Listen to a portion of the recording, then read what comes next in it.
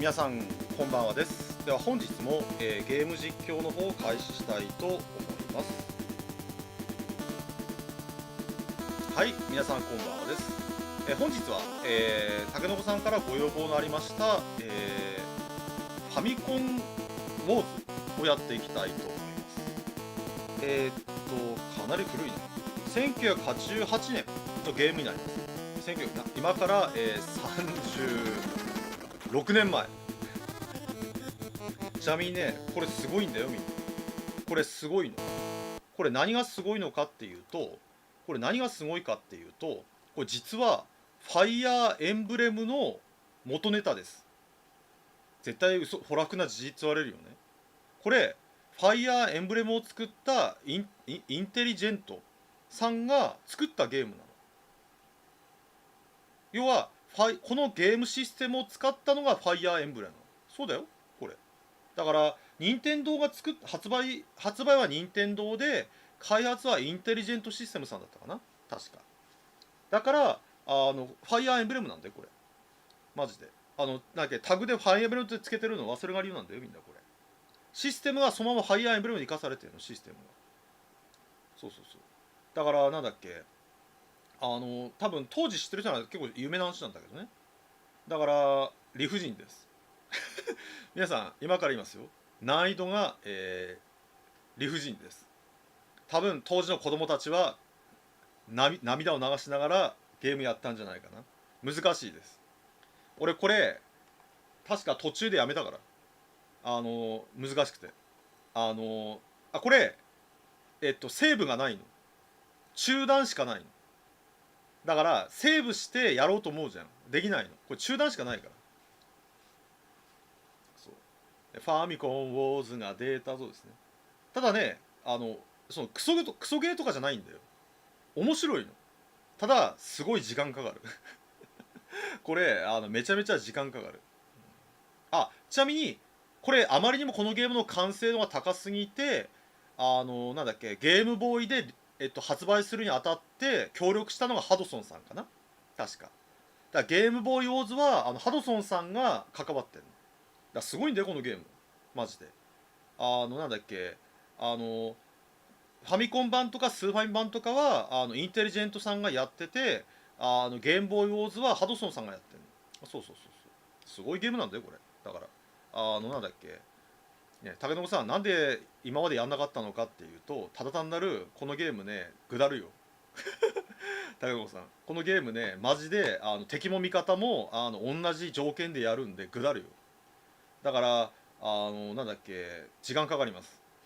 なので雑談しながらの放送になりますんで、皆さんお付き合いください。やっていきましょうかね。ではやっていきたいと思います。ちなみに前期型ファミコンですね。前期型ファミコンでプレイしてます。回線ですね。回線で、プレイヤーとあれですね、これプレイヤーとコンピューターで、アニメーションはオンで、 BGM はこれ2種類あるってこと。2種類あるってことで、コンピューターの IQ ですね、200にすると強すぎるんで100でやっていきたいと思います。はい。で見てください。これマップ全部クリアしろってことです。これ全部クリア。これ全部クリアするとエンディング流れるのかな。ほらファイアーエンブレムでしょ、こういうところが。これ全部クリアするとエンディングが流れます。エンディングすごいでしょこれ。もちろん、最初のマップを今日はやって今日つがもうパート1で終わりたいと思います。これね、空豆島をやっていきたいです。結構あるよ。で簡単ですね。生産してこれを奪って敵の本拠地を奪えばクリア、または敵を全滅かな。敵を全滅でまず生産しましょうと。で生産で歩兵とこの公兵は唯一占領できるの。占領だからこれが、ね、いないと占領できません。で歩兵はまあ一番弱い。ただし機動力あるの。機動力で、公兵はなんだっけ、火力が高い分機動性が低い。で戦車は最強です。最強の主力機で戦車 B はコストが安い分弱いのかな、これに比べて。あと装甲車、あと自走砲、これは最強です。これ作んないとクリアできますね、この自走砲。これは3マス4マス 5, マスだっけ、攻撃できる。これ最強です。これ作んないとゲームになりますね。でこの自走砲 B はこれの劣化版だね、劣化版で。対空ミサイルと高射砲は戦闘機とか飛行機がいないと意味がないのかな、これは。あと補給車、これはなんだっけ、補給できるんだね。そうそうそう。あと歩兵ですね。まあこんな感じだと思います。だからなんだっけ、基本的に歩兵で占領しつつやっていくって感じですね。そうじゃあやっていきましょう。でまず作るのはもちろんさっき言った歩兵ですね。歩兵で、あとはあれだね、装甲、これ装甲輸送車、これでなんだっけ、敵の歩兵倒します、これで。であとは同じく歩兵、最初は歩兵でいいですね。あ、一つだけ作ろうか、戦闘歩兵。これだけだよね、いないよな。ここのマップはね、自走砲やべえんだよ。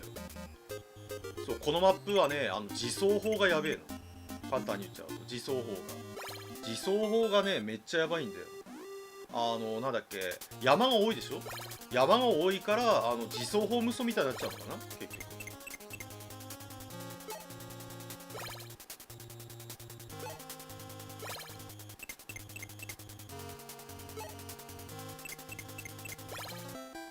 そうでまあ生産分かりましたよね。で舞台はほらこうやって舞台を見るって感じで、状況はこれ敵と味方の状況ね、これ状況を見る。でこれは補給ね、全部隊補給はここにね、この建物とかに上がってれば補給できるってこと。例えばこれ10っていうのは10両いるってことね。これ10人、これ10人いるってこと。だから減ってもここに乗っかって補給すれば回復ですね。で終了は単終了ね。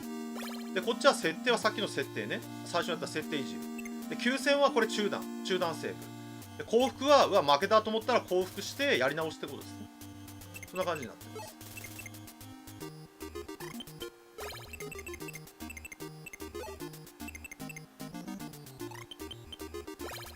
そう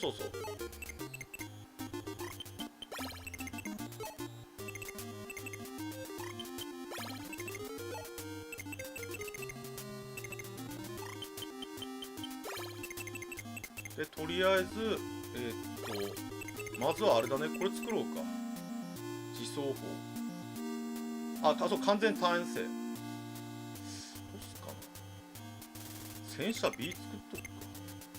戦車 B 作って次に自走砲だね。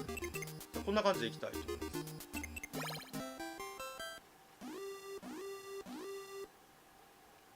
で敵の歩兵が来たら装甲車で倒すって感じかな。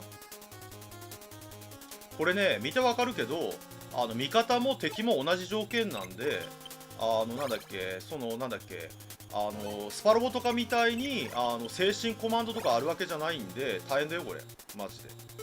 スパロボとかだと精神コマンドあるでしょ。そういうの一切ないからこれ、そういうのが。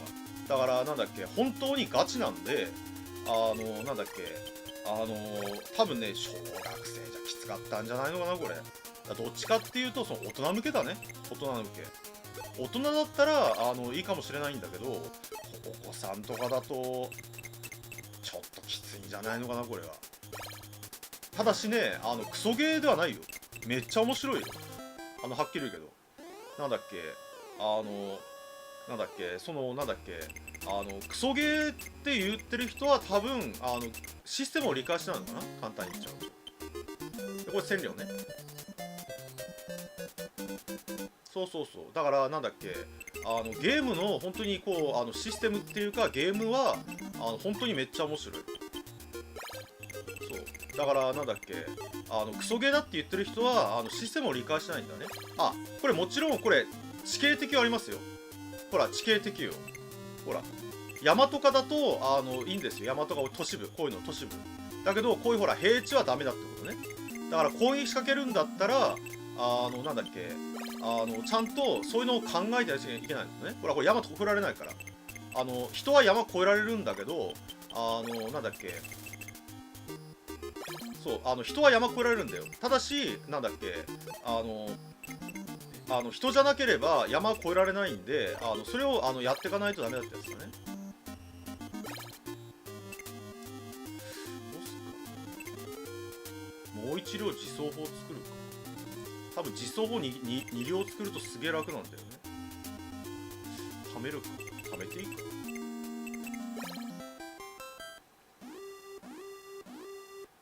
ただね、このゲーム最大の問題点は時間が解けますね、もうみんな大体みんな画面見てわかるでしょ。これ時間が解けます。だから忙しいサラリーマンとかがやるゲームではありませんだからなんだっけ、そのほらなんだっけ、このゲーム多分最大のデメリットはそこですねこの間のユニコーンオーバーロードと一緒だから、ほらギレンの野望とかと一緒。なんだっけ、このゲーム最大のデメリットは時間が解けまくって、なんだっけ、俺何やってたんだべってまあそんな感じだから、なんだっけ、逆にこう時間が有り余ってるんだったら超名作ですね。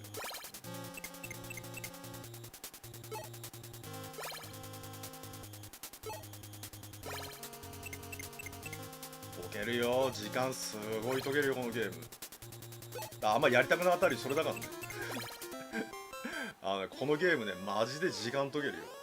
本当にね時間がね解けまくるからマジ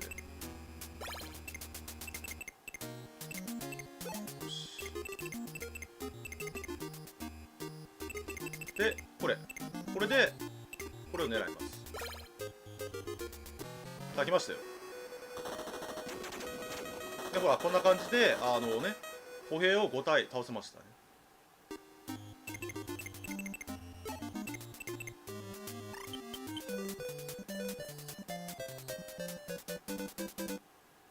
あ、これ相性ありますよ。相性ね。もちろん相性あるんでね。相性。だから相性を考えてやっていかないとダメだよ。相性考えてやっていかないと。もちろん相性があるんでね。だからなんだっけ、当たり前だけど、なんだっけ、歩兵は何に弱いとか全部ありますんでね。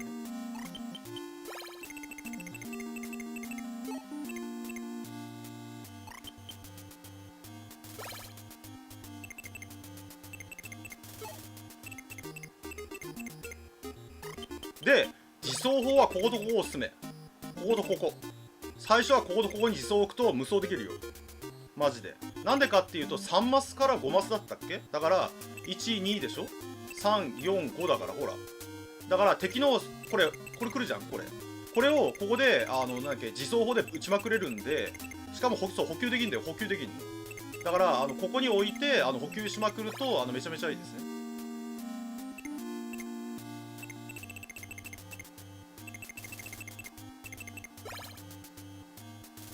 でお金余ったんで、いやいっか、貯めとくか。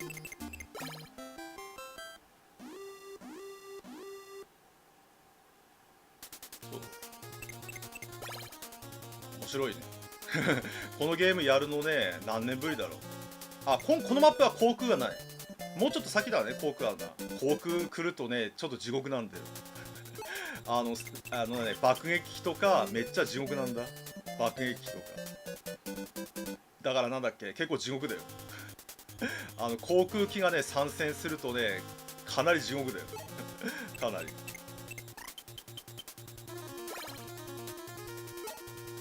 だからこのワンマップでまだ航空機、このゲーム1マップ目は自走砲が怖いんだ。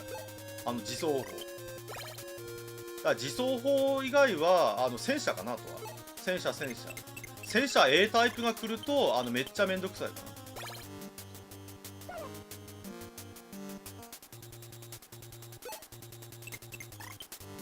泥仕合になるよ。自走砲は泥仕合になるよマジで。自走砲が出てくると敵も自走を出すと泥仕合になるマジで。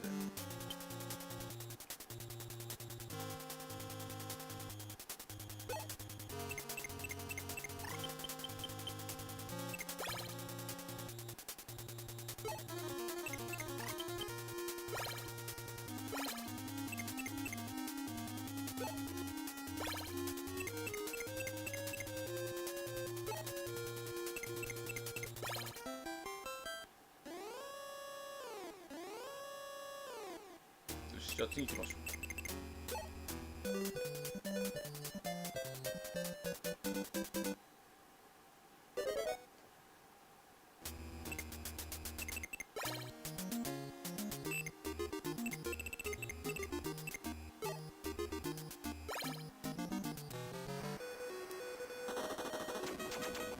はい、倒しました。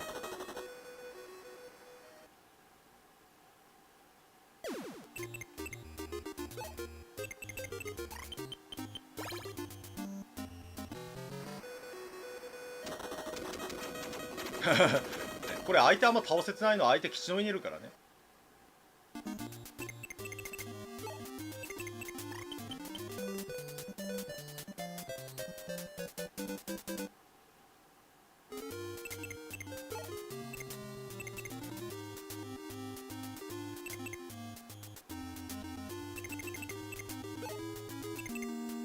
でここでこれをここまでいけな、いけるね。これここに置く。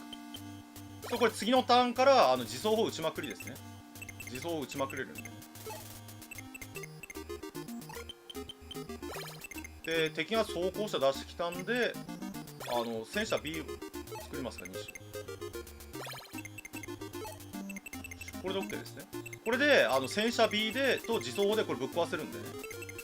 で次は領土取りまくって、次は戦車 A だね。次は戦車 A を量産するって感じだね。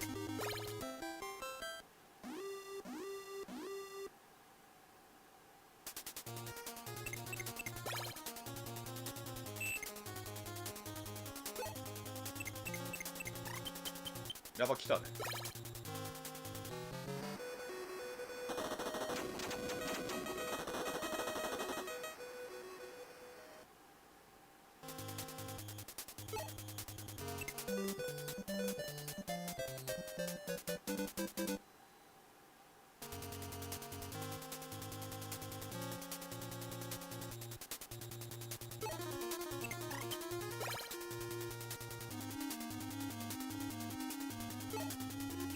こういうシミュレーションゲームでもやっぱこういうゲームはあれだよね、スマホとかでやりたいよね。ね、こういうゲームはね多分ねスマホとか向けだよね。スマホでねなんだっけね、こう電車の中とか通勤途中にやるのがいいよね。いや本当にそうだね。なんで日本語版出ないんだべないワンカさんねえ、わかんないよね。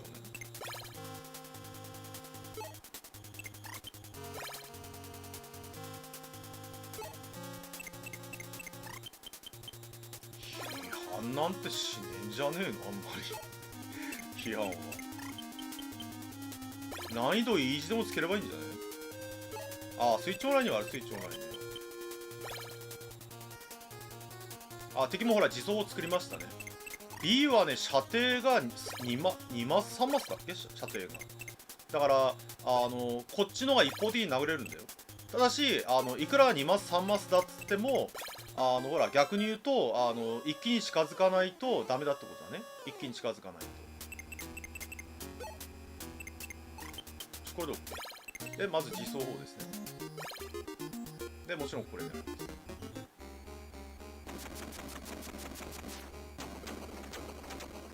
強いねえねえうわおしまいだですね。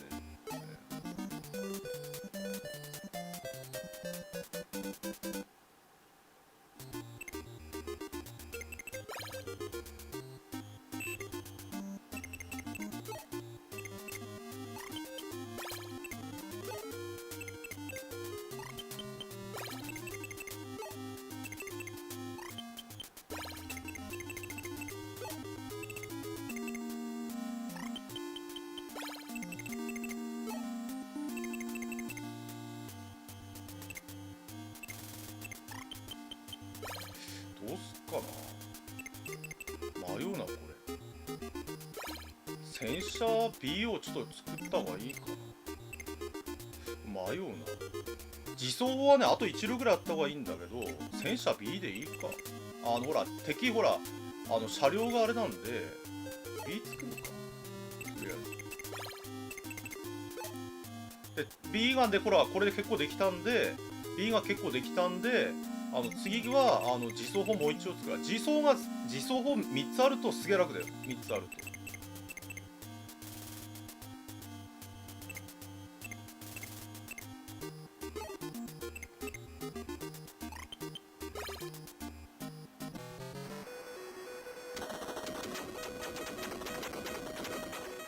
自走砲がね3つ、お疲れ様でした、内村さん。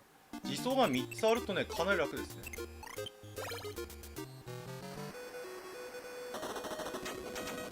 これで相手の占領されますね。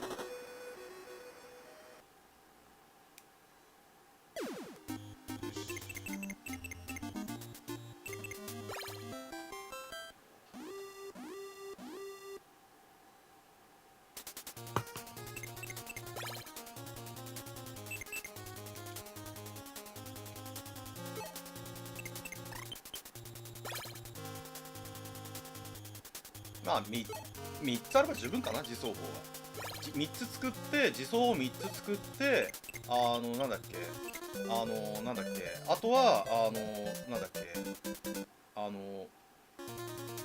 だっけ、あとはなんだっけ、あれなんだっけ、戦車で突っ込んでいくって感じかな。で今歩兵が1人近づいてるね。あれがめんどくせえな歩兵。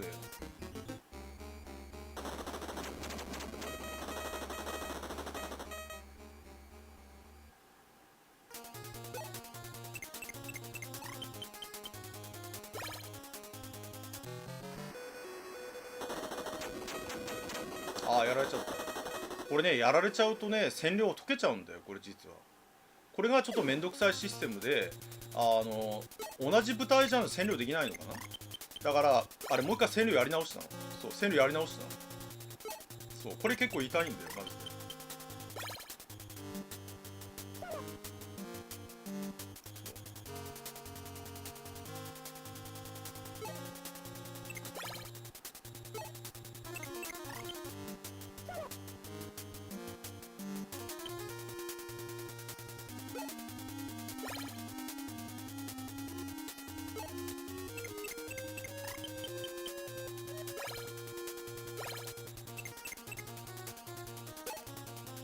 あるよあるよ。減ったら合流できますね。減ったら合流できます。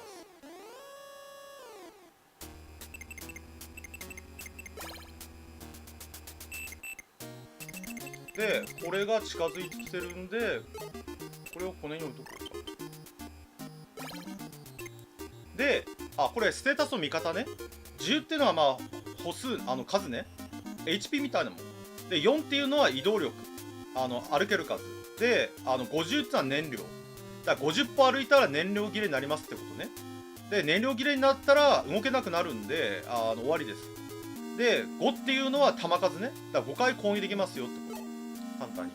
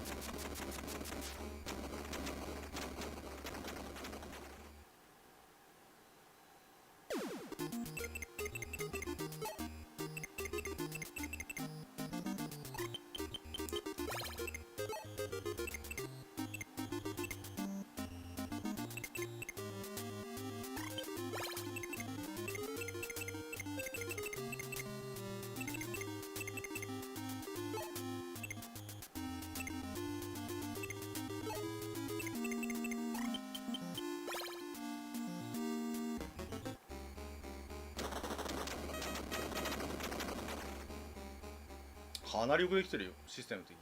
ただ見てわかるけどなんだっけ、情け容赦ないシステムなんでなんだっけ、まあ当時の子供たちではね、かなり苦戦したべないこれ。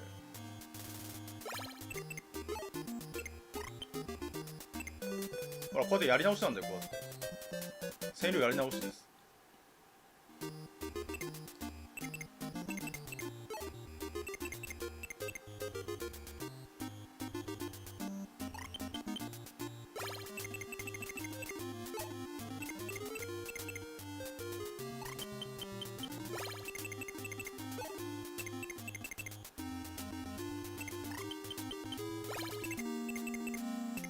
で、戦車へですね。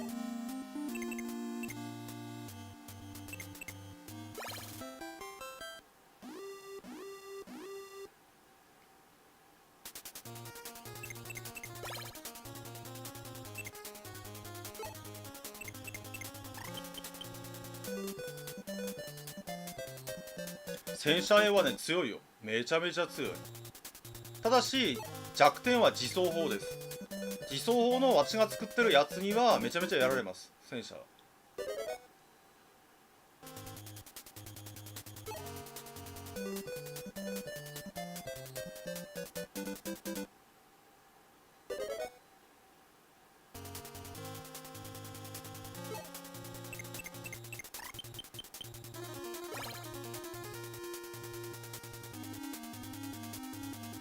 下の歩兵がどう来るかな。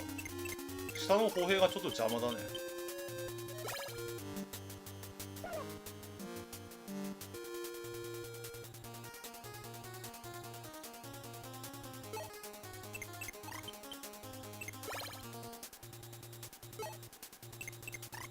あ、ラッキーラッキーねえ、今前に進まれたらちょっと困ったんだよ実は。今ね、もし歩兵が一歩前に進むと超めんどくさかったんで、なんで、自走砲の範囲に入んないからね、あれはねちょっとラッキーでしたね。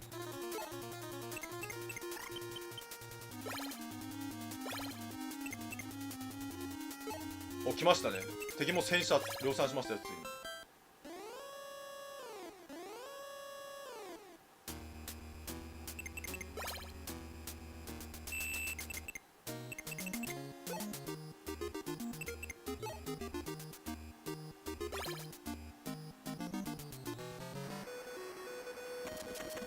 歩兵は山行けますね、歩兵は。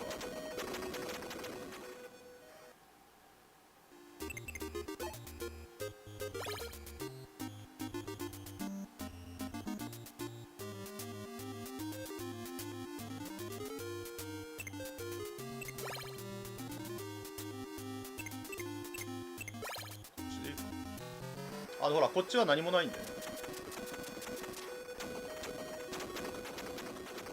見てわかるけど実は自走砲って歩兵に向いてないんだよね、これ。歩兵に向いてない。これがちょっとめんどくさいとこなのかな。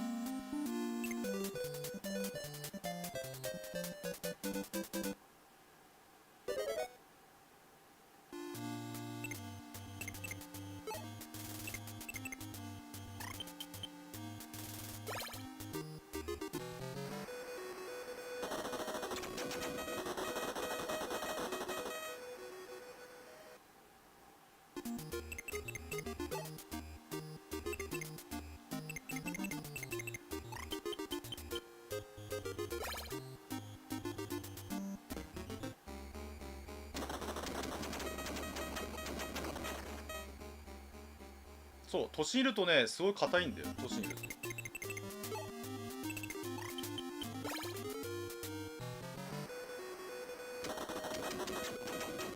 都心ないとね簡単なんだけどね、歩兵は。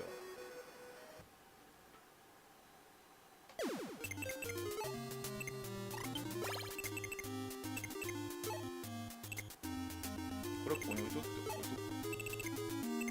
めっちゃ時間かかるこのゲームねマジで時間かかるから。このゲームね本当にねすごい時間かかるか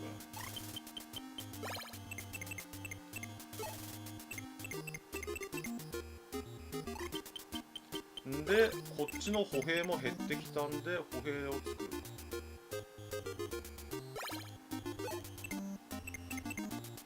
であとは歩兵戦車 B でいいかな。こは戦闘機ないんでこれ意味ないね。補給車もいらない。補給車もいらない。だからどっちかっていうと歩兵2つ作って戦車 B だね。これで OK。であとお金貯めてなんだっけ、戦車 A か自走砲もう1機作っていきます。そうそうそうそう。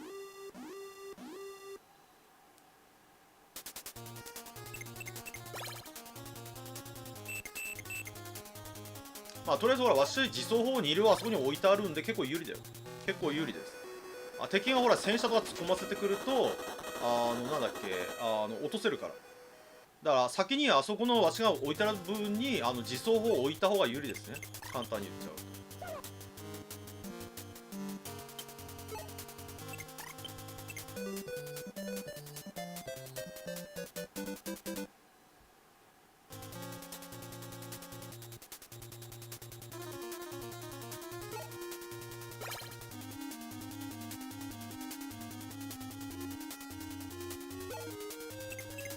ほらああいうタンクと落ちてるからって言ってもああいうのも全部落とせるからね。だからなんだっけ、私の今いるところに自走砲を先に置いた方が勝ちかな。これちなみに友達同士できるんだよ。なんとこれすごいのが友達同士でできるんだよ。だから友達同士でワンコンとツーコンでできるの。だからそれが多分すごいところなのかな。だからなんだっけね、友達同士でこうやって2人でできるんだよ。そう PVP がメインなんだね、逆に言っちゃうと。だからそれが素晴らしいところだよ。ただゲームは1日1時間の間隔でやると無理ですね。ね、皆さん、ね、ゲームは1日1時間理論でやると、無理ですね。もう無理ですよ。1時間で終わるわけねえだろって話です。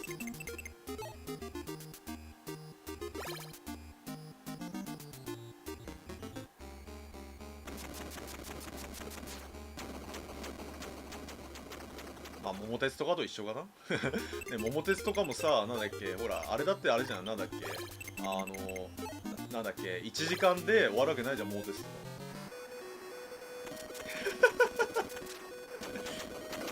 爆撃とか使い始めるともうきつすぎるよね。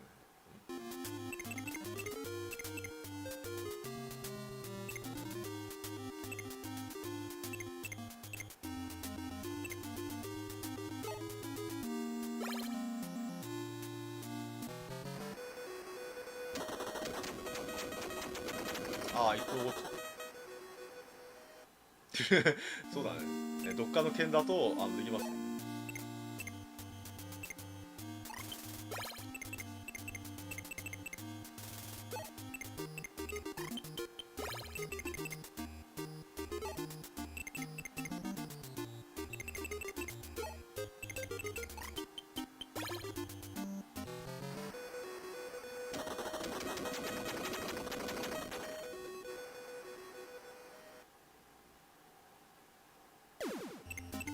でこれで占領ですね。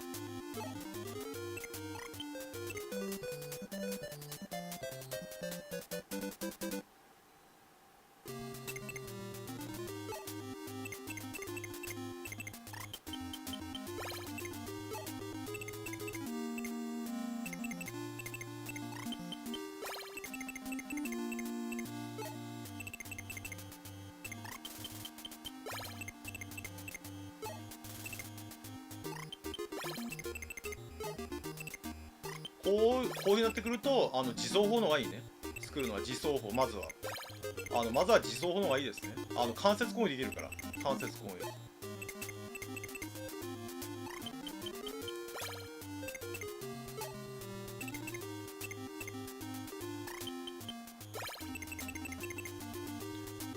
で、あとはあれだね、自走3機作ったんで、あとはもう戦車 A の量産機だね。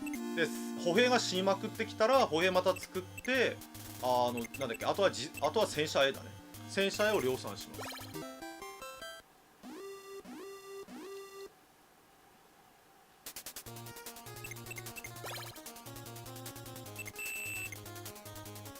これね、ただね、敵今自走砲あそこに基地の前に置いてあるでしょ。あれがすげえめんどくさいんだよ。あれが敵が自走砲を目の前に置いてるでしょ。あれがあれがなんだっけ結構めんどくさいだから中央全部取れるんだけど中央全部取った後攻め込むのが大変なんだよ。感じで攻め込むのがなんだっけ戦車 A でもなんだっけ攻め込んでもダメだった話なんだよね。ほらこれ公平ね。ほら強いでしょ公平。これが公平ね今のが。めっちゃ強いんだ公平が。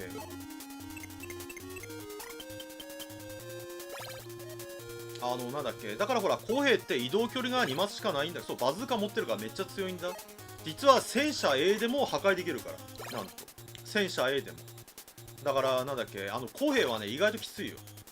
なんだっけ移動力ないけどね2マスしか歩けないんだけどちょっとねすげえ厄介なんだよ結構。だから意外とね公平となんだっけなんだっけ輸送ヘリはすげえ厄介なんだよ。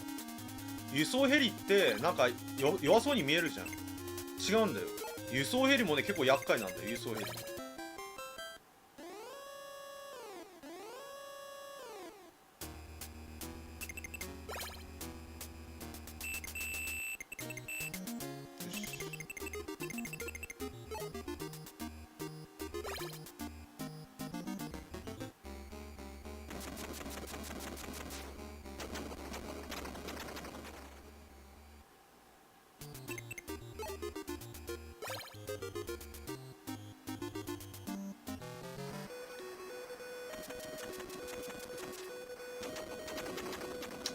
公平ほら生き残っちゃってる。これはきついね。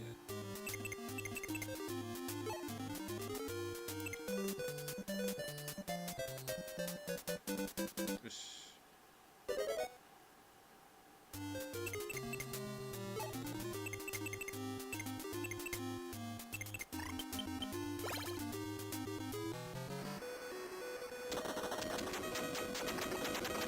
ね都市部だと結構きついんだよほらこれ都市部だと。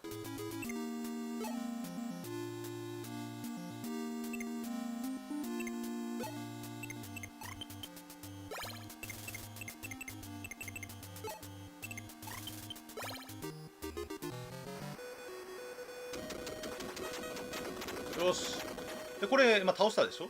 で今戦車 A を次南側これに持ってくんだね。こここれでね剥がれるでしょ。あミスったミスった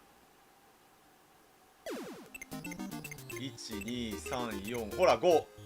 まあ倒されはしないからダメージ受けたら撤退だね。これほら自走ギリギリここ入っちゃうんだよ。そうそうそうそう。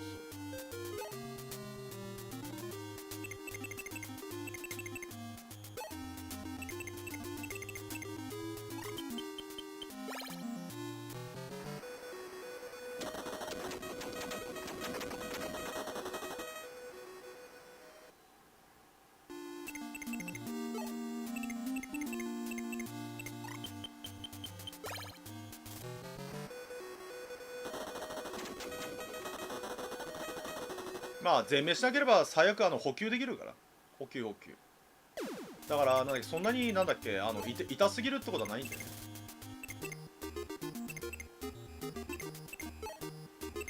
あとこれ狙ってくれねえかなね歩兵狙ってくれねえかな歩兵ね歩兵狙ってくれねえかな歩兵ね歩兵を歩兵狙ってくれたら敵の自走をたまに歩兵狙うんだよねバカだからねそれはねラッキータイムだよラッキータイム。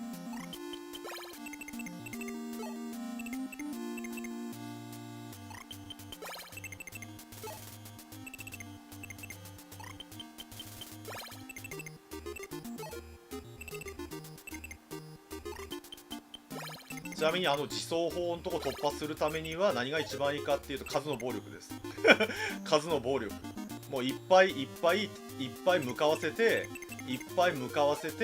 数の暴力で戦うっていうのが一番いいです。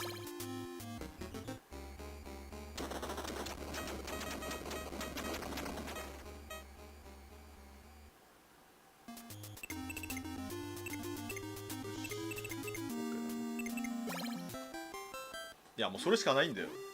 航空機ないから空飛ぶものがないんで、ほらウクライナと一緒だよ、ウクライナと。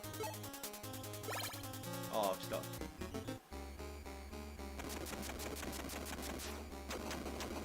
ほら痛い、半分減ったよ。ほらほら痛いでしょ。めっちゃ痛いんだ。これめちゃめちゃ辛いんだこれ。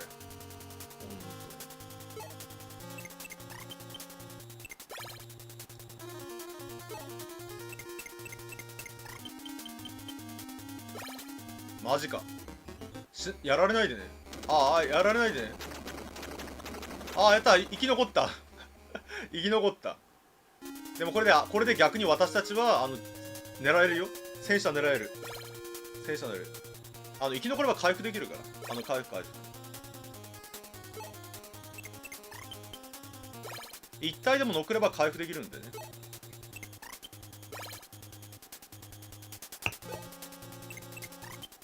戦車は1万6000もするからね、大変なんだよ。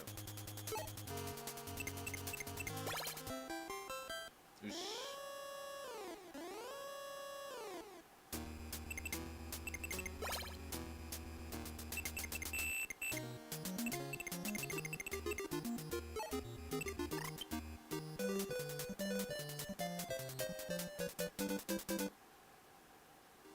で戦車をこ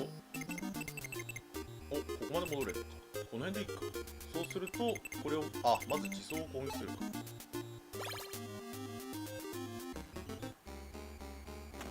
ラピュタの雷を食らえですね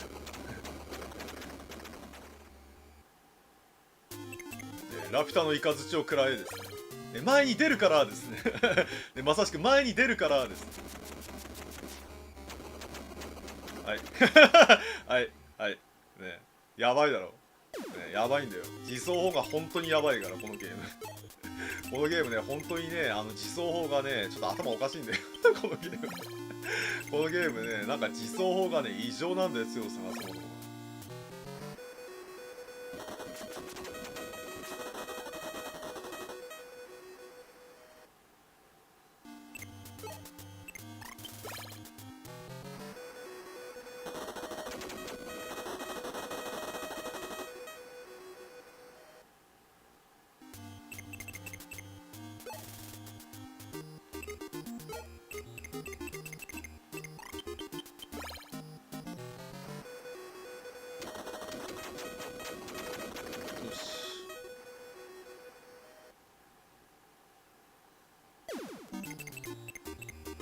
あとはこの上のやつか。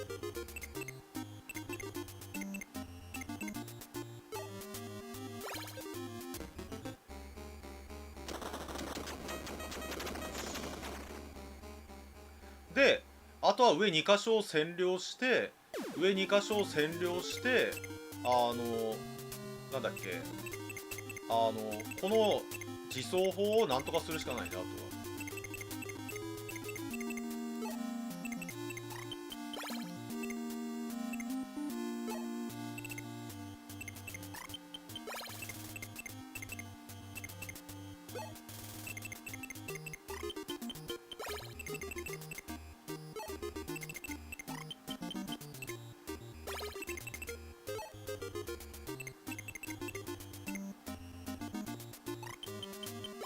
で5マス6マスね。12345、6、ここね。こうなら OK。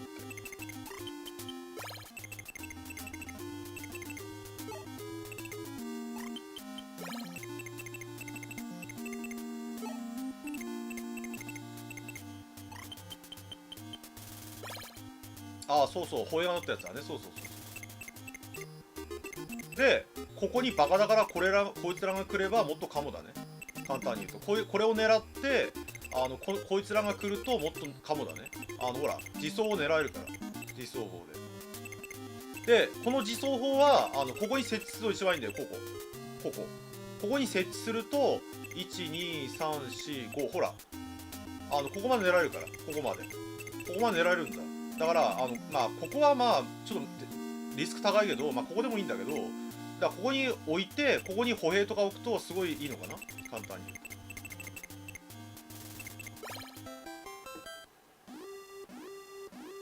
そうそうそうそ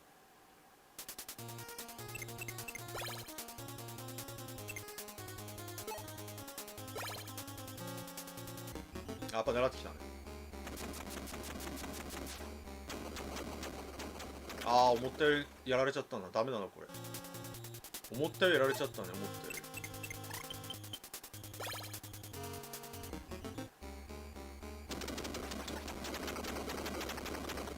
たより。敵の自走もやばいでしょ。だからこれね、攻めるのも大変なんだよ。攻めるのも見てわかるけど、なんだっけ、攻めるのも大変なんだ。攻めるのも本当に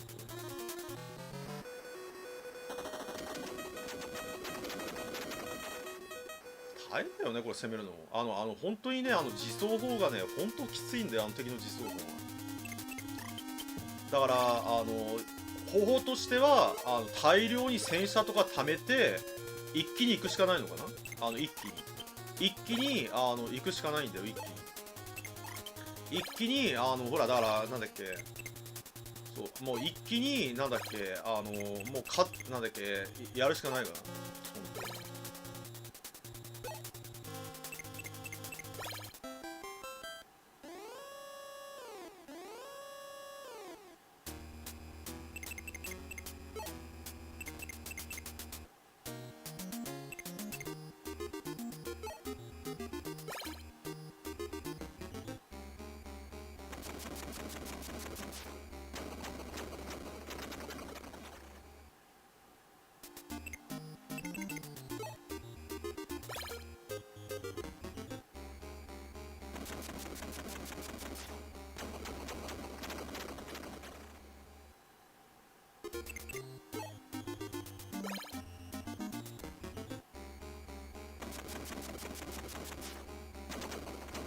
よっしゃ倒せたこれでかいね。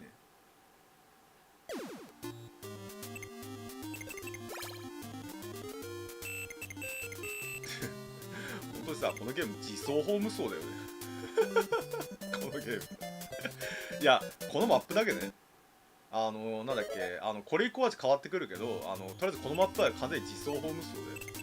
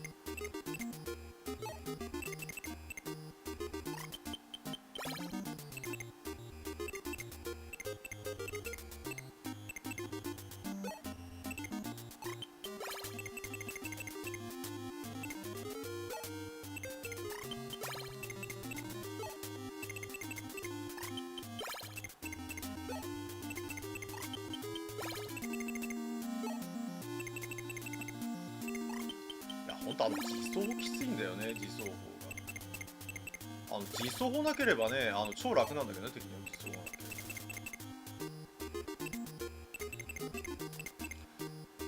ば。だから自走砲をなんとかするためにはもうこっちも自走砲を突っ込ませるしかないんだよ。だから相手もほら全部守りに入っちゃってるでしょこれ。相手も突っ込んでこないのは結局ほら突っ込んできても自走砲にやられちゃうからね。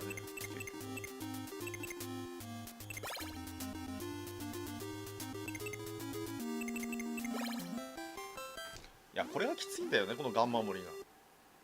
ほらガン守りでなんだっけ、ガンガンこっち削られちゃうじゃん。で削られちゃうからこっちも不用意にほら突っ込めないんだよね。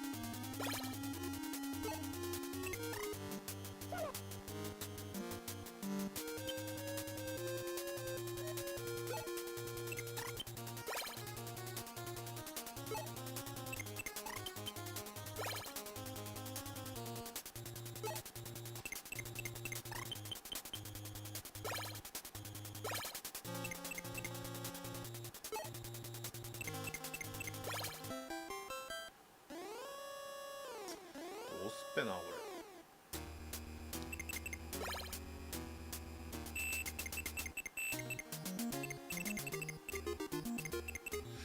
どうすっか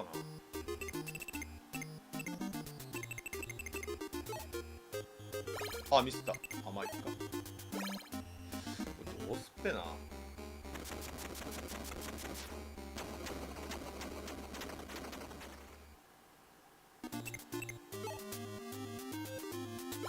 あ、間違った。間違った。だから戦車量産するしかねえよね。戦車量産するしか。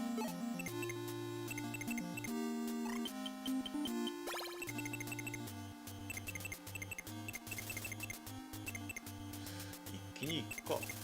一気に行きますか。一気に。一気。これ一気に。歩兵を、そう、歩兵をこっちも向かわせんの。こっちを歩兵に向かわせて、1体を歩兵ここに行かせんの。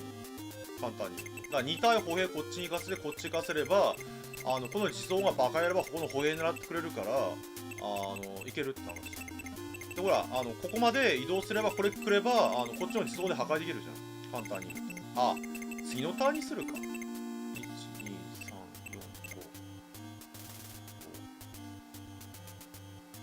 5。あ、次のターンでもいいか。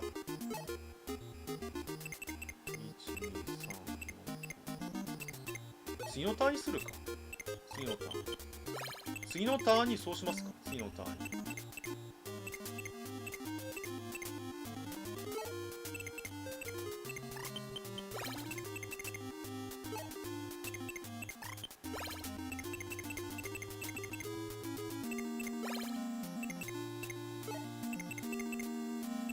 敵、戦車 A が全然いない BD 十分だよ。で、歩兵。だからこれで次のターン、そう次、あ、そっか、あ、分かった分かった分かった、そうだ、踊りだ。1、2、3、4、5、6個だ。これで OK。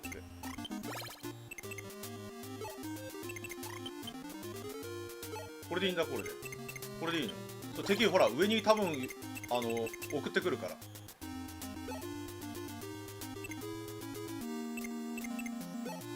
で1、2、3、4、5、6で、ああ、うん、ここに置くしかねえか。で、ここに歩兵戦力。これこうしないとほら、歩兵狙われちゃうから。これに。あ、そっか。あ、それでいいのか。あ、わかったわかった。これをここに置いて、これでもうあれだ、これ狙っちゃえばいいんだ。これでいいんだ、これでいいんだ。これで。で、そうすればほら、なんだっけ、運が良ければ、こいつらここに来るじゃん。こいつらここに来るでしょ。そしたら、ほら、自走砲で撃てるから。これで。で、あとほら、上にも来る可能性があるんで、分かれるじゃん。そうすると次のターンで一気に進ませられるよ。次のターンで。だからほら今戦車いるでしょ。A 型が敵にも。あれが運が良ければ突っ込んでくるから。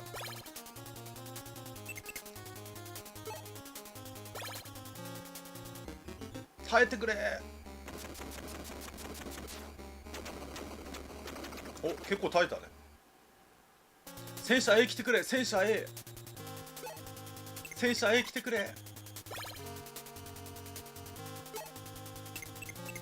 来たはい、カモが来ましたよ。ねえ、カモが来ましたよ。あ、しかもほら、2体倒してくれた。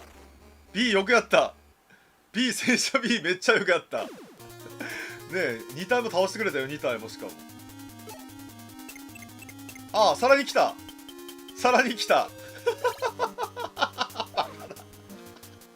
やった、さらに来た。バイプッシュ弾が来たよ、バイプッシュ弾が。これでかいぞ。これでかいよ。ほら、見てわかるでしょ。敵ほら、戦力敵の戦力が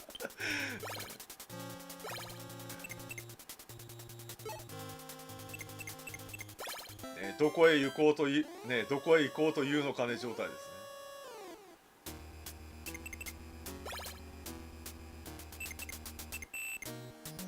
ね。よーし。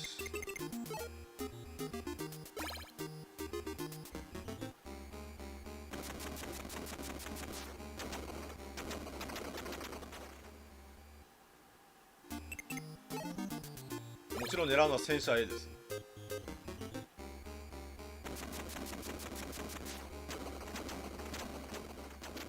おお、ねえ、いいですね。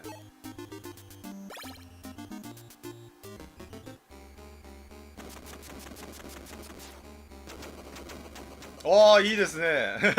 いいですね。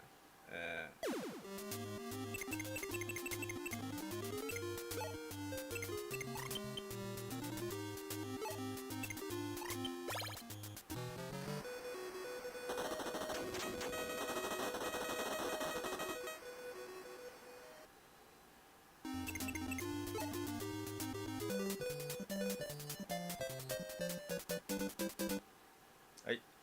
これで上全部占領しましたね。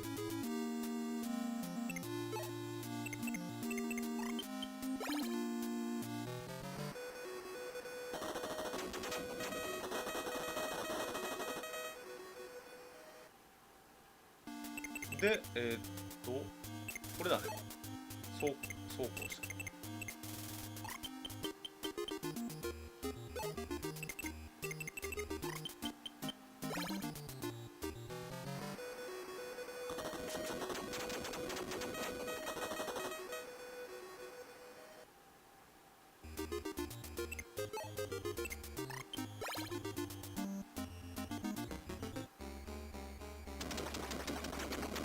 おお、被害ゼロ。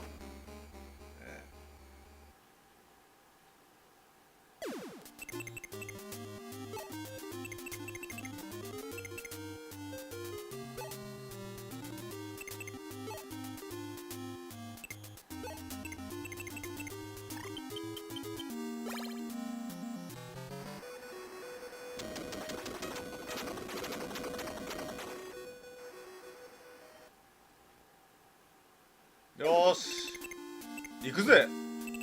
ねえ、これで敵が次のターンなんだっけ歩兵なんて狙ってくれると超有利ですね。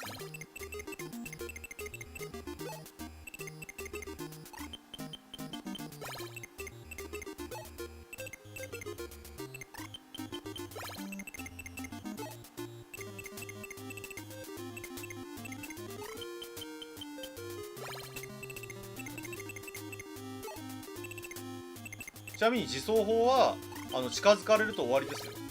近づかれるとなんだっけ、このしかも大型自走砲は特になんだっけ12マスは何もできないんで、12マスは12マスは何もできないんでね。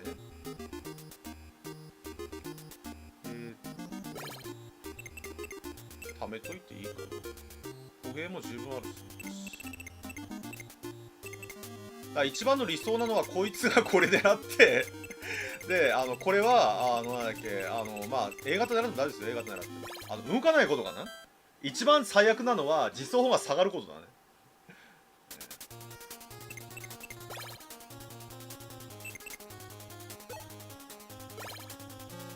耐えてくれ、耐えてくれ。お、耐えたね。結構耐えましたね。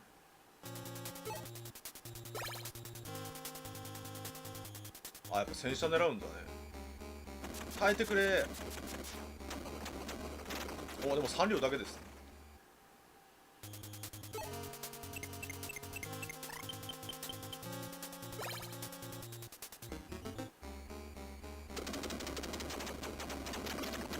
これ敵のこれは自走砲でぶっ壊せますね。あまりも問題ないです。上向かった。やったやったやったバカだね。はい、皆さんこれをねバカって言うんだよね。歩兵相手に戦車を投入するとかただのバカなんだよね、ただのバカなんだよ。ほら、歩兵部隊全滅してるじゃん、敵の歩兵部隊。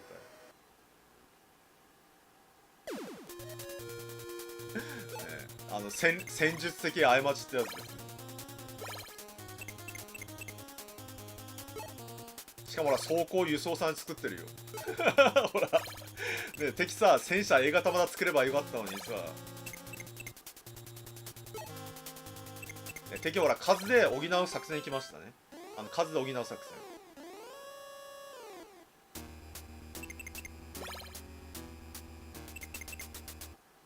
戦。さあじゃあ死のうか。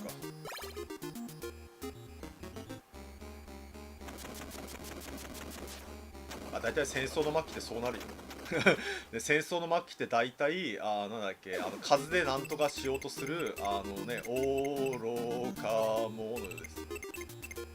はい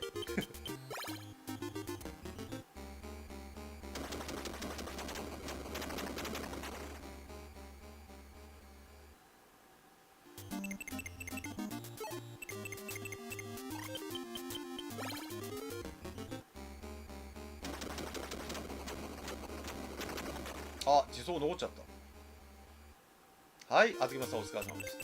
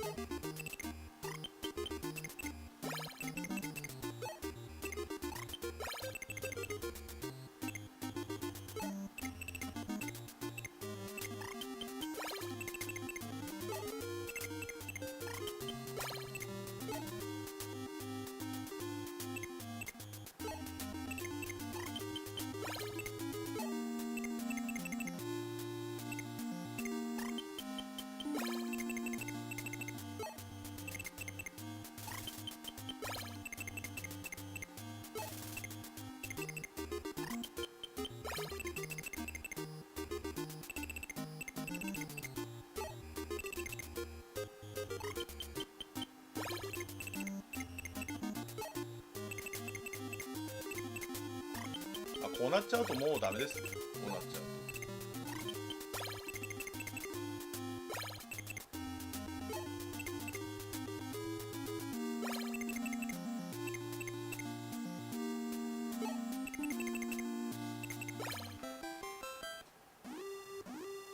と。ちなみに今自走を作ったのはほら前が渋滞してるでしょ。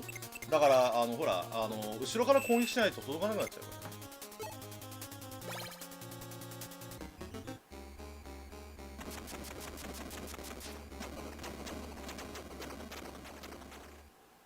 でもし生き残ったら交代ですね。生き残ったら交代して、ほら見てみんな無駄遣いですよ、ね、自走砲でまさかの歩兵を狙うねね来ましたよ、ね、自走砲で歩兵を狙う、ね、現代戦でもやっちゃいけないやつですねねやられちゃった。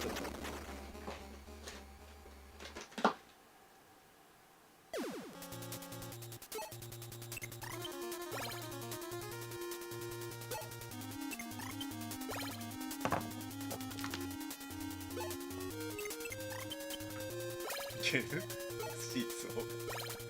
をほらほらほらなんで、ね、しかもミスってる、ね、しかもミスってる、ね、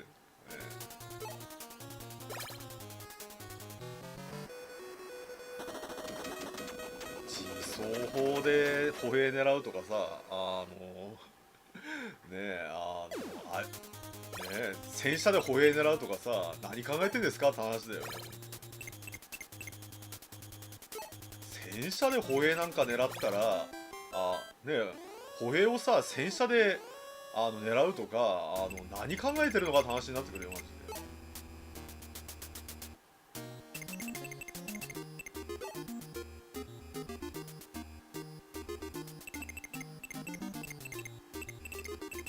じゃあどうするか。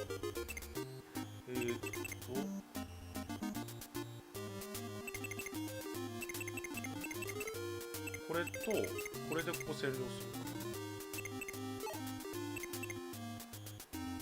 もうガンガン進めちゃっていいかな。まずこれは倒せる。こう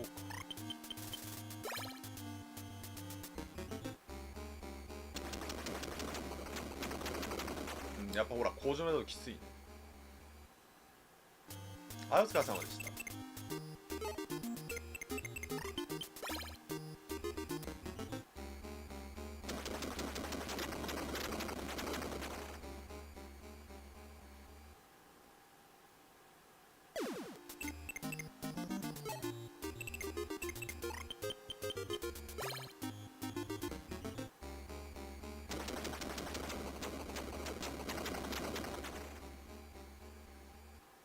でも地層は近づかれちゃうと何もできないからね。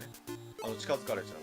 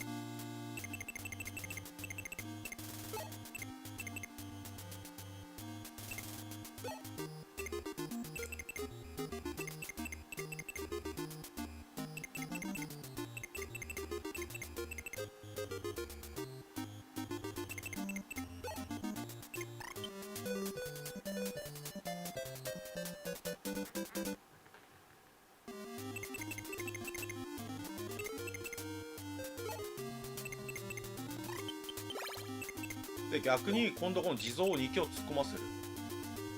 地蔵を2強突っ込ませる。でなんだっけ、逆にこっちの地蔵砲であっちの地蔵をぶっ壊す。要は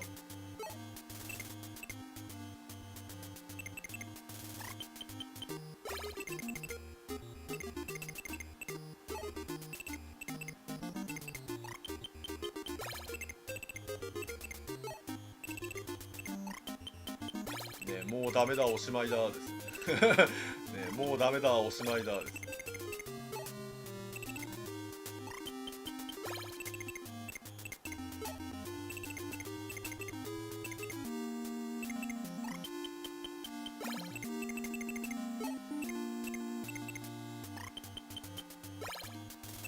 これよく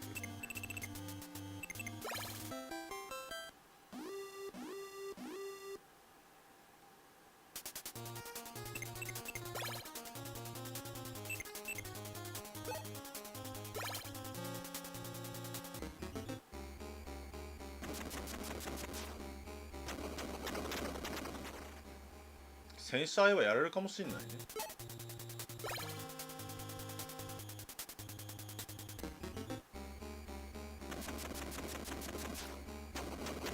お、よく耐えた。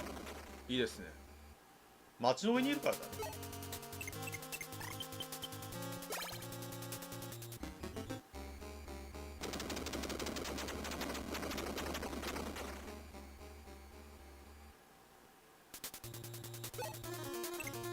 とりあえず敵の自走砲だけぶっ壊せばあとは簡単ですね。敵の自走砲さえ壊しちゃえばあとは楽だよ。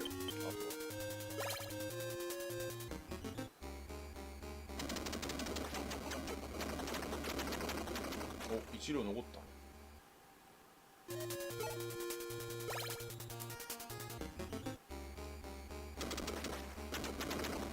たね。こっちも1両残ったね。バックさせようか。もったいないから。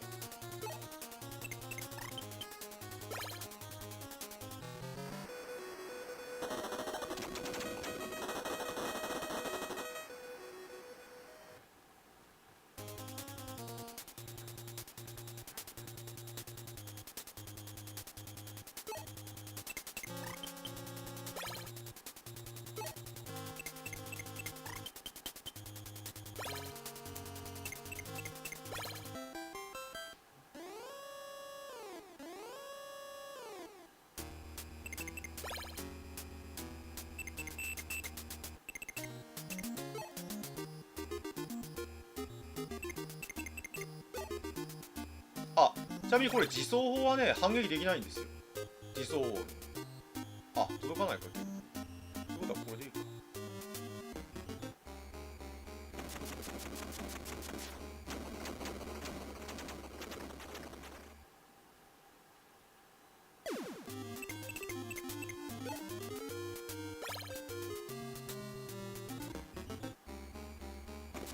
こんな感じで。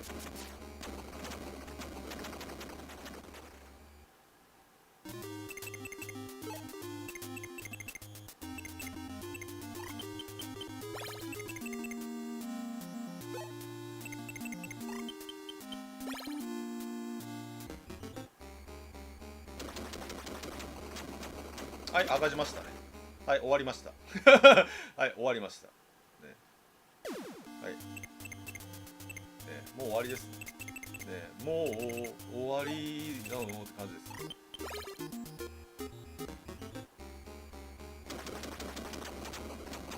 はい、終わりました。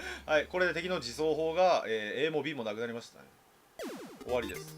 ね、もう終わりだです。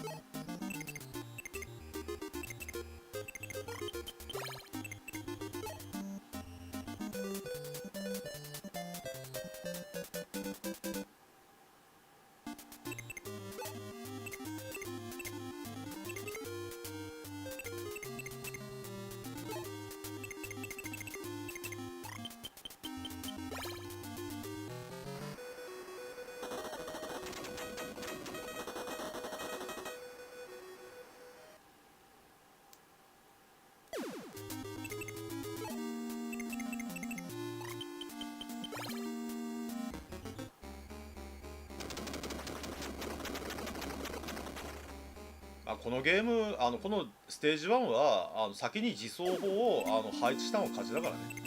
簡単に言っちゃう。だから先に自走砲を配置したら勝ちだから。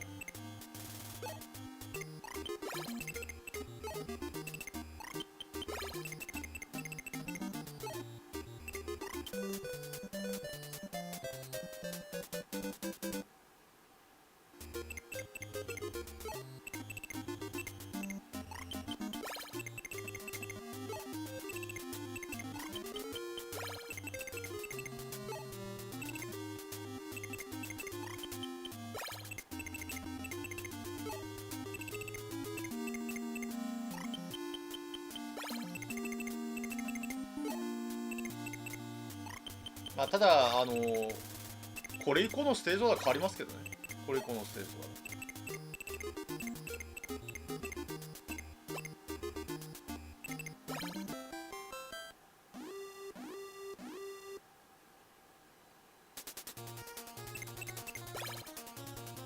敵どうすんだべないで、敵どうすんだろう。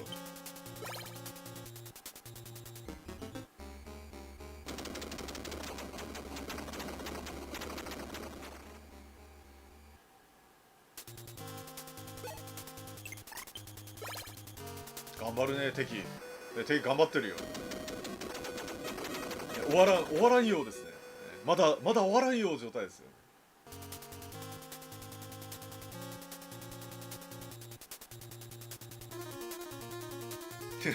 ね、うんって悩んでるよ、ほら、うんって悩んでるよ。ね、ゴーゴーゴーってなってます。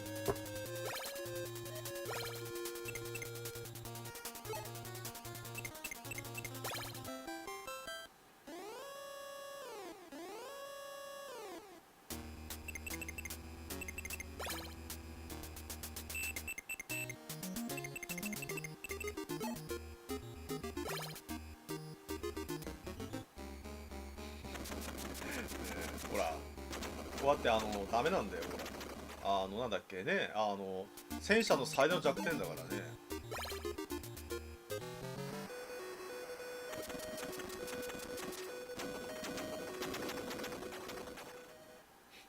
まあ、本当はね。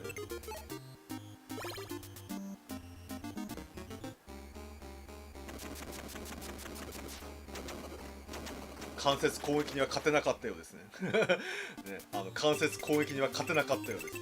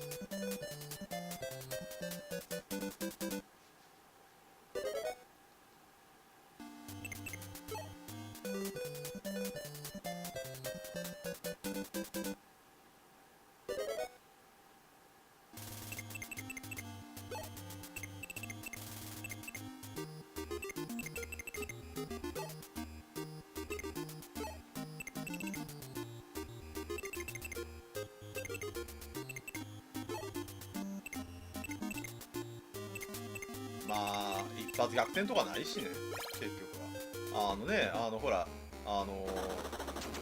今のゲームだとなんかほら一発逆転とかあるけど、この頃のゲームで一発逆転とかないしね。起死回生のとかないしね。まあある意味そういう意味ではリアルだよ。ね、戦争もそうじゃん。戦争も一発逆転なんて存在しないから。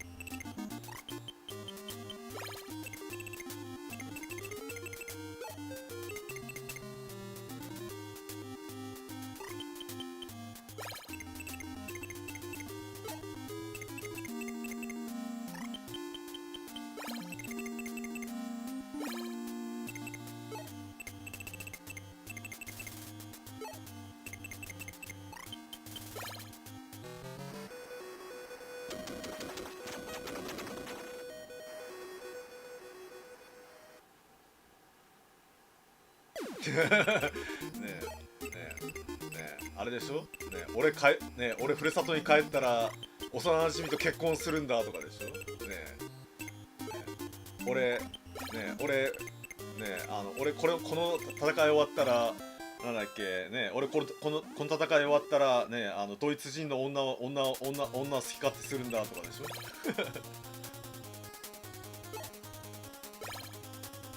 であれでしょ、その瞬間にあれでしょ、グレネードって叫びが聞こえるでしょ。でグレネードって叫びが聞こえて、グレネードが目の前に落っこってきて爆発するんでしょ。散々見たね。散々映画で見たね。グレネードっつってね、目の前に爆弾がグレネード落ちてきて爆発するでしょ。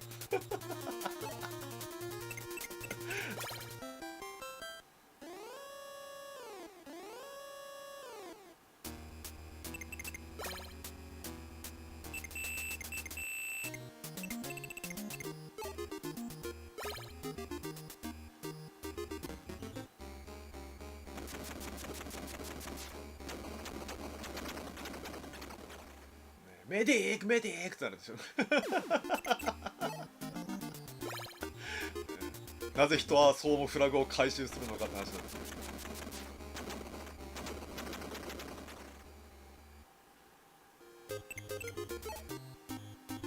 あ、間違っちゃった。まあいっか。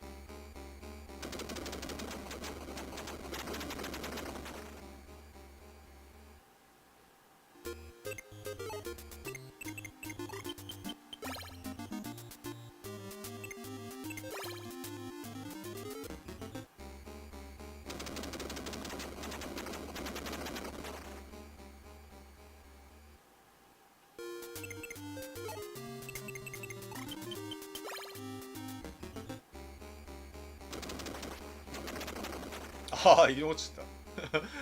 やっぱさすがに4両は無理だったわ。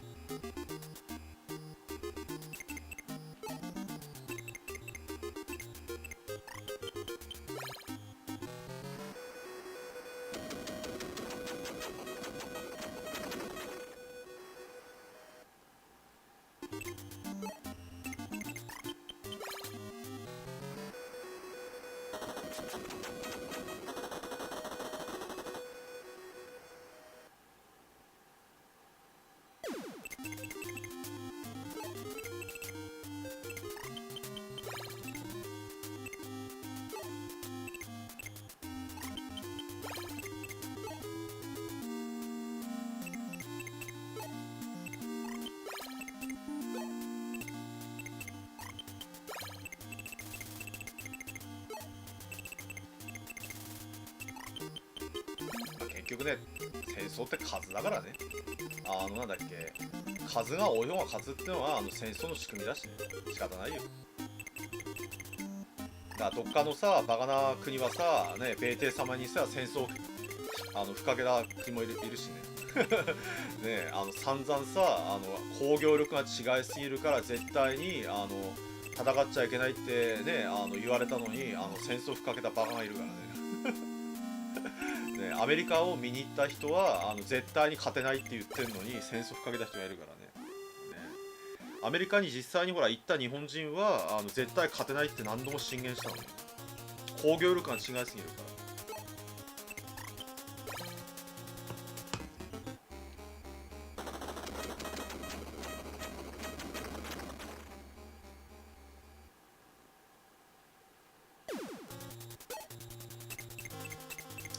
なんだっけ、結局そのほら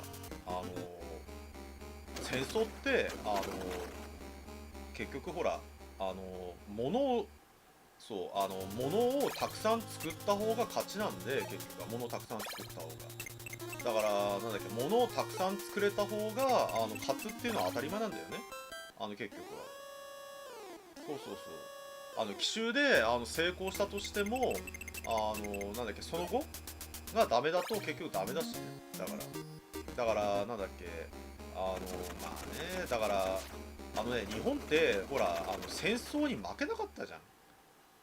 結局外国に負けたことなかったから、要は負け方が分かんなかったんだよね。それもあんだべない。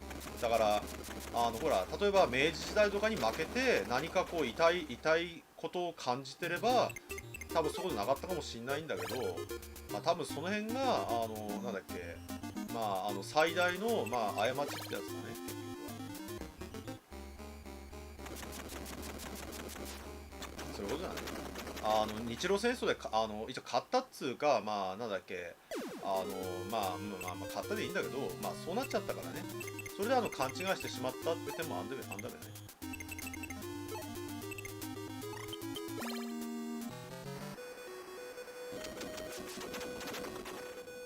公平強いでしょ、ほら。公平めっちゃ強いんだよ、公平。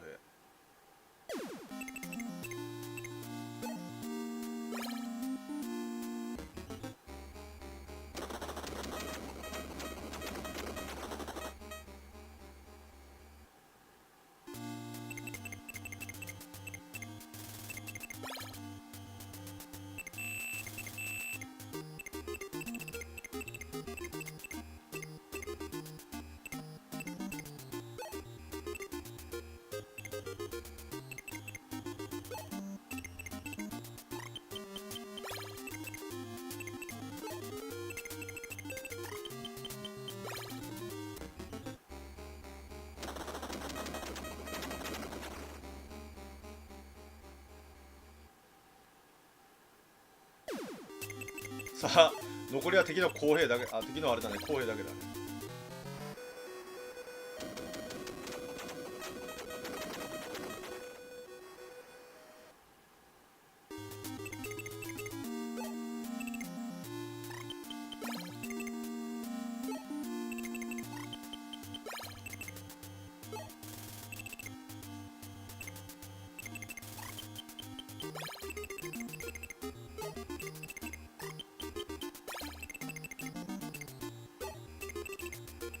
ね、もう全軍突撃だですね。全軍突撃ですね。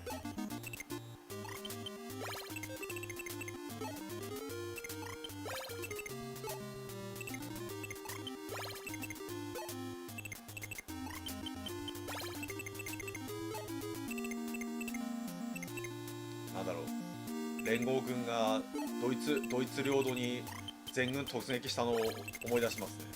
ね、本当に。こいつもね、なんだっけ、どっかのね、寒い国に手出さなかったらね、よかったのにね。あそこから一気にダメになっちゃったからね。だから一番良かったのは、なんだっけ、ヨーロッパを強固にした方が良かったよね。要はほら、ヨーロッパを強固に固めて、帝国化してからやればよかったんだけどね。あとはほら、一番良かったのは歩兵がなだれ込むんじゃなくて、航空部隊にまずは爆撃させて被害を減らすことが良かったのかな、簡単に言うと。だからその歩兵部隊をまず送り込むんじゃなくて、航空戦術で攻撃しまくるんだね。でその後に歩兵はなんだっけ、戦後処理っていうことやれば勝ったんだけどね、簡単に言っちゃうと。さあ、じゃあ終わりましょうか。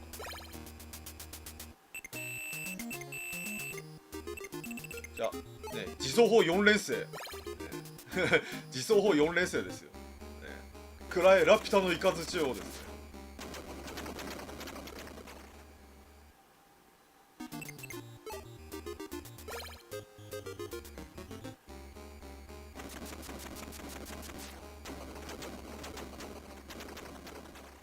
さら地になっちゃうね。実際こんなことやったらさら地になっちゃうよマジで。ね、人が100年ぐらいさ、なんだっけ、農家とかできなく土地になっちゃうよ。ねえ、なんだっけ、ほら、不発弾もいっぱい出ちゃうから。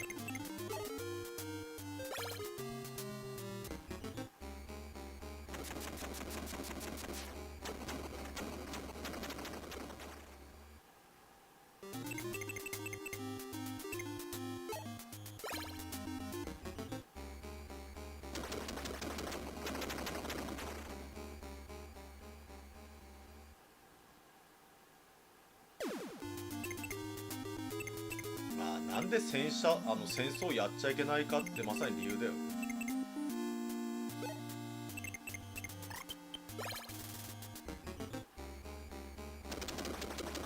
そう、普通だと工場が壊れまくってるけどね。はい、残ったのは公兵だけですね。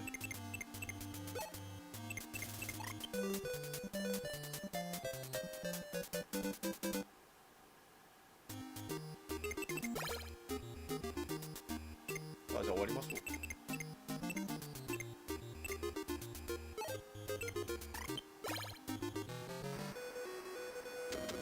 インフラ破壊は基本だからね。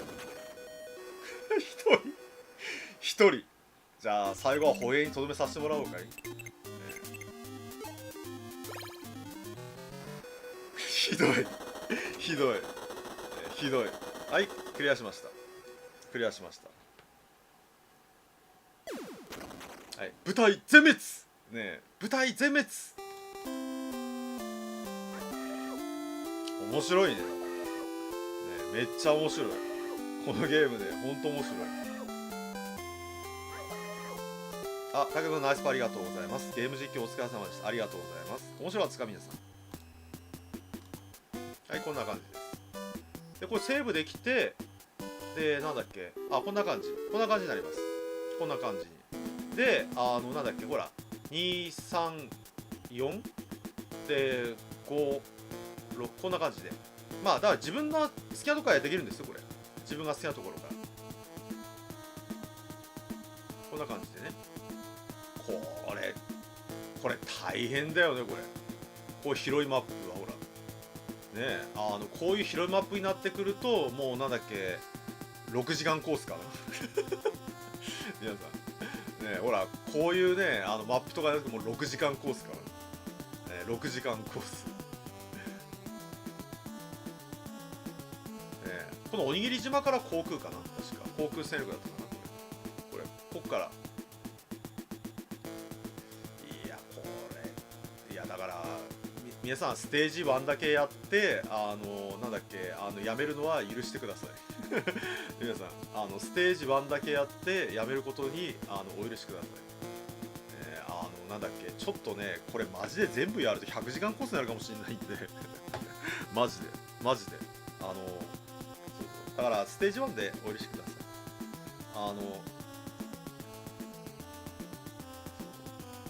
ちなみにね、このゲームね、もう一つちょっと悪い点あるとすると、なんだっけ、セーブデータ1個しかないんだよ。中断セーブ1個だけ。だから、それがちょっとダメな点かな、個人的には。セーブが3つぐらい欲しかったよね。そうすればほら、友達同士でやったデータも相当できるし、1個しかないんだよ、これセーブデータ。セーブが。だから、なんだっけ、ソフトもう1本買わなくちゃいけないんで、簡単に言っちゃう。そうそうそう。だから、例えばほら、中断セーブも3つとかできれば面白かったんじゃない？簡単に言うと。そうすれば、ほら、例えば、うわ、やっちまったと思ったら戻ったらできるじゃん。それができないんだよ。やり直ししかできないんでね。ちなみにこれ作ったのが、インテリジェントシステムズなんで、ファイアーエムブレム作ったメーカーさんなんで、同じなんだよ、だから。ファイアーエムブレムもそうでしょ？あれもほら、中断セーブしかないじゃん。だからあれもほら、例えば仲間が死んじゃったら、うわーってなってリセットボタンでしょ？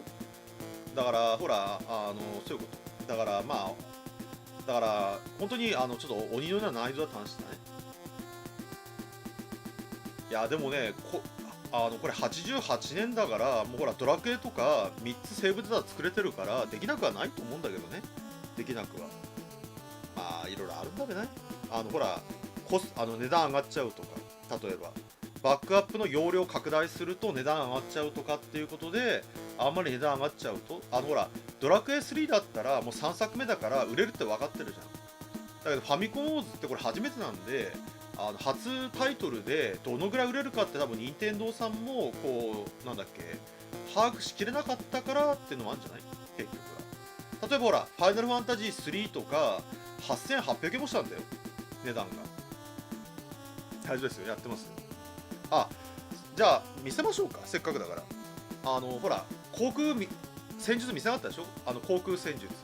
なんだっけ、ほら地上戦だけしかお見せしないとなんか言われちゃうんで、じゃああれか、ここか、これおにぎり島。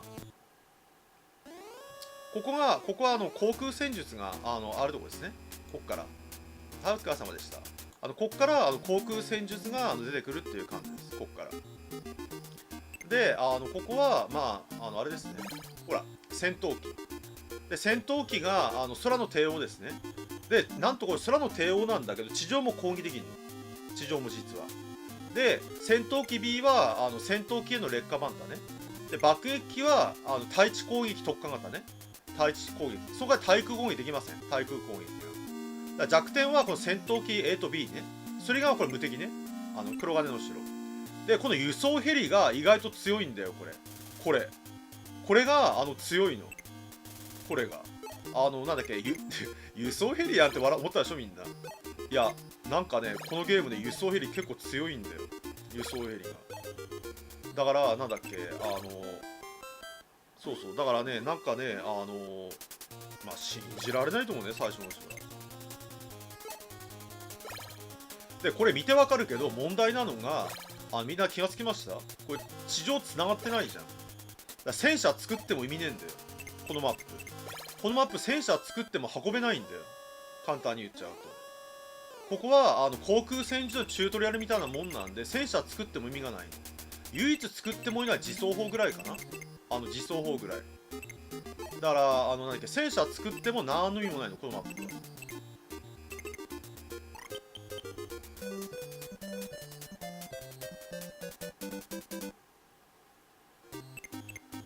だから地上攻撃するんだったらなんだっけ、爆撃機作るしかないのかな、爆撃機。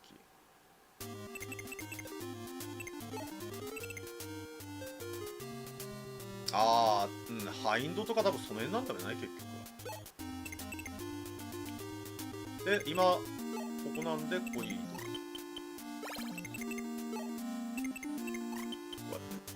こうやってね、こうやって無駄がないです、こうや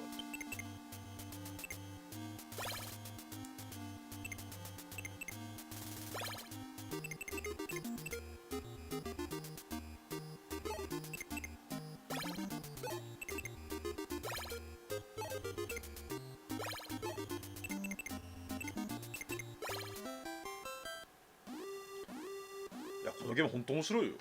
このゲームね、なんだっけ、時間がもしこうほら、私も会社退職して、年金でも暮らしていけるんだったら、ずっとやってたいもん、これ。マジで。ただね、もしやるんだったら、新しいやつがいいかな。なんだっけ、新しい方が、なんだっけ、ほら、システムとかもっと優しくなってるんで、よっぽど私みたいなマゾじゃない限りは、ファミコン版をやってない。せめてスーファミ版かな。ねなんだっけ、このファミコン版やろうとする方はちょっとマゾだよ。ね、ちょっとね、頭おかしいって言われるよ。今の時代で。ね100時間ぐらいかかるよ、マジで100時間ぐらい。やんねえまいよ。やるんだったらスーファミやんね。最低でもスーファミ版。DS 版と、3DS 版もあるかな、確か。やるんだったらそっちの方がやるんだったら。間違いなくね。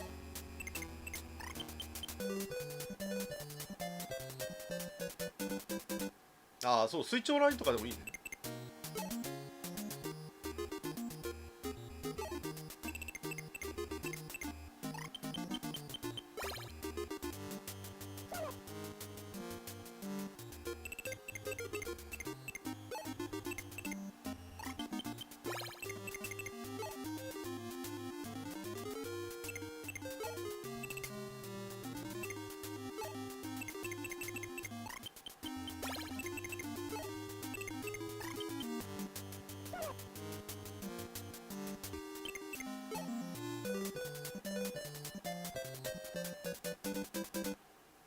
いいね。スーファミのファミコンズとか、本当に。はい、ひろたさんお疲れ様でした。めっちゃ面白いよ。ずっとやってたいよ。マジで。マジでね、ずっとやってたい。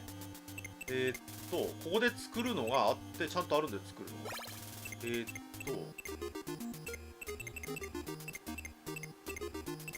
これだ。これ、対空ミサイル。対空ミサイル。でもとりあえずは、あれかな、どうすっぺな。いや、とりあえず輸送入れ作るか。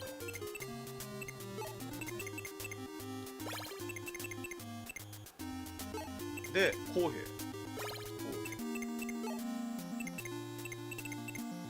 で、次のターンから、作って感じかな。降車砲とかを作るって感じかな。いや、これ大変なんだよ、マジで、このマップ。だからあんまりやりたくないんだよ、このマップ。このマップほら、地上がせめて繋がってるんだったらいいんだけど、これ見てわかるけど、輸送ヘリしかないじゃん。だから、運ぶのは公兵ぐらいしかねえんだよね。あとは爆撃持ってって爆撃するぐらいしかないんで、このマップね、結構大変なんだよ、このマップ。なんだっけ、一応ね、揚陸艦とかあれば楽なんだけど、揚陸艦もこのマップないからね、このマップ。結構大変なんだよね、このマップ。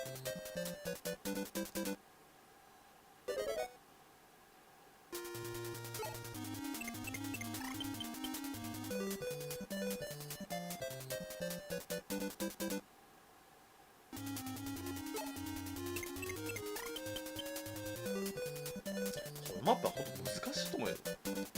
このマップはね、当時小学生とかやったら多分投げ出すんじゃねえのかね、マジで。だからあとやるとしたら、なんだっけ、戦闘機作って相手の航空ヘリを落として、輸送ヘリを落として、なんだっけ、行くしかないね、あとは。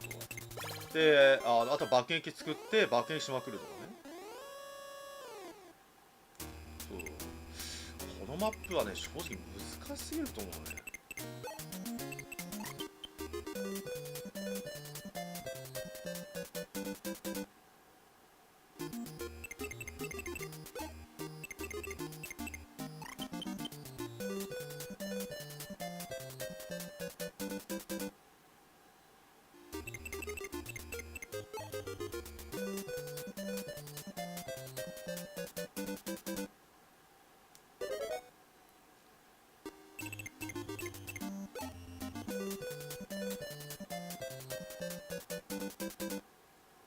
あとね、実は裏技じゃないんだけど、ちょっとひどいやり方あるとすると、自走砲をここに置いて、ひたすらこう爆撃。自走砲をここに置いて、ひたすら爆撃とかね。そう、でも、あんまりね、自走砲はね、正直ね、あんまでも、向いてないかな。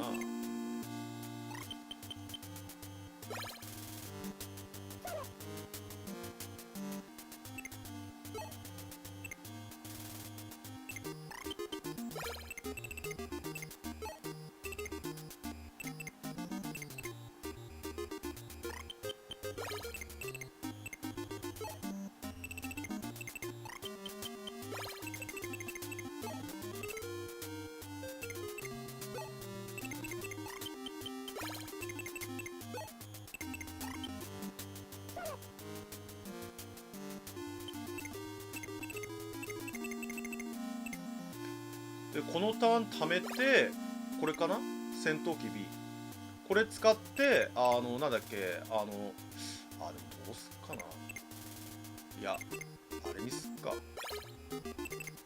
公平作るか。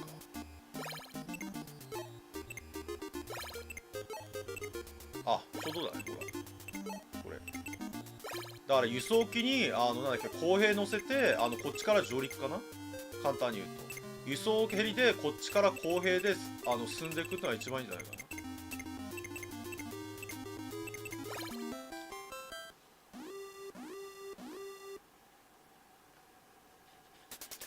このマップ難しいよ本当に。てかこのゲーム基本的にダラダラやってると終わるよ。そう、このゲーム基本的にダラダラやってるとダメなんだよ。ダラダラやってるとダラダラやってると敵もほらどんどん建造していくからダメなんだよ。だから結構スピーディーにやらなダメなのかな。確かなんだっけ、200日ぐらいだっけ、200ターンぐらいやるとダメなのかな。確かゲームオーバーなんだっけ、200ターンぐらいやると。だからダラダラダラダラやってるとダメなんだよこのゲーム。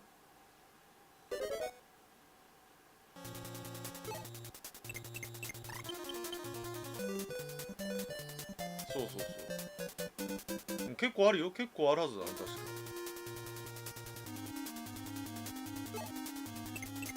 あ、ほら来た、ついに来た、ほらついに来たよ、ほら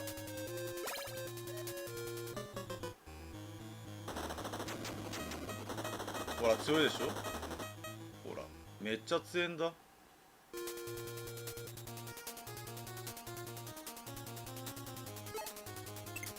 ただね、一気できたのはちょっと不用意すぎるね。こっちほら攻撃ヘリ2機あるから、これちょっと敵が不用意だね。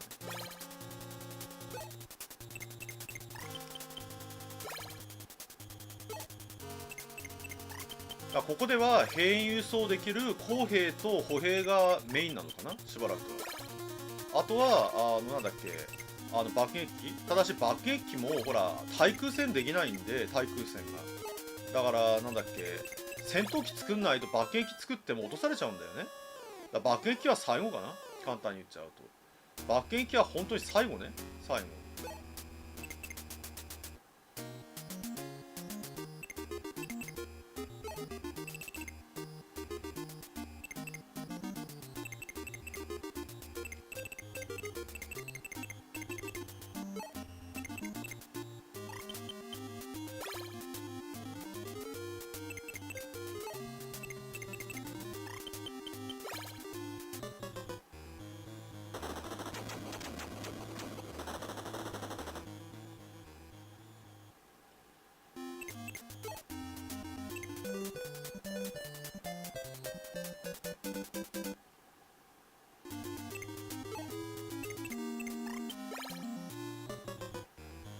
はい、お疲れ様でした。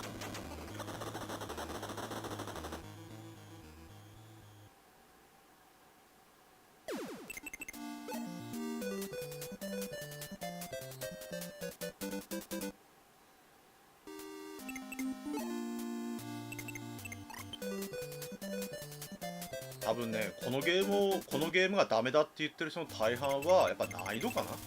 難易度はやっぱ確かに高いからね、難易度は。要はほらなんだっけ、子供でも簡単にクリアできるようなゲームではないのでね。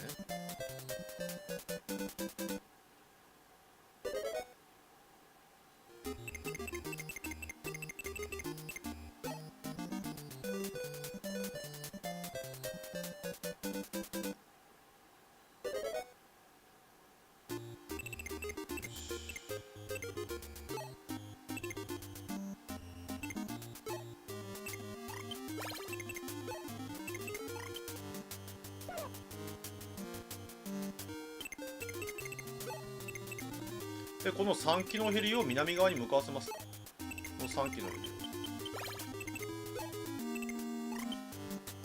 を、ね、この3機のヘリを南側に向かわせて、南からこう徐々に北に行くって感じした方がいい。で今なんかヘリコプターがこっちに来そうなんで、なんだっけ、そう歩兵部隊とかね。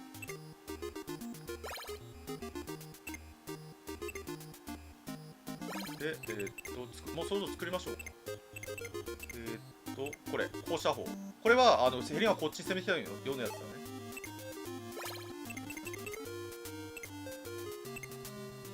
でなんだっけ、この降射砲を置いとけば、とりあえずなんだっけ、ヘリが来てもなんとかなりますよ。だから北側にとりあえず降射砲を置いとくって感じかな。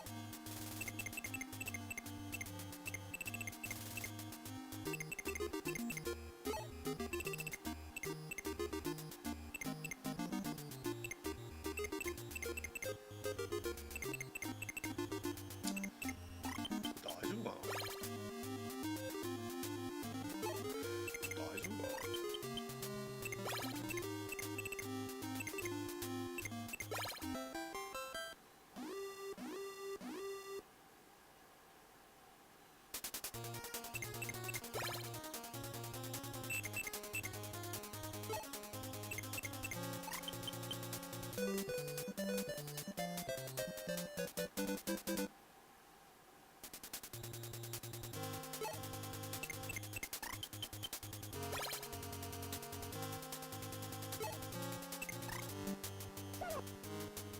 来っかな、まさか。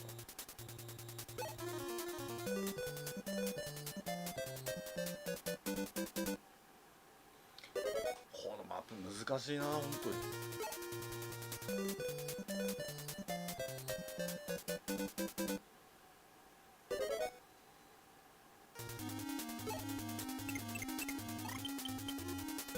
とりあえず降車砲作ったんで、あれでなんだっけ、ヘリコプターとか戦闘機とかなんだっけ、爆撃来てもとりあえずはなんとかなるね、とりあえ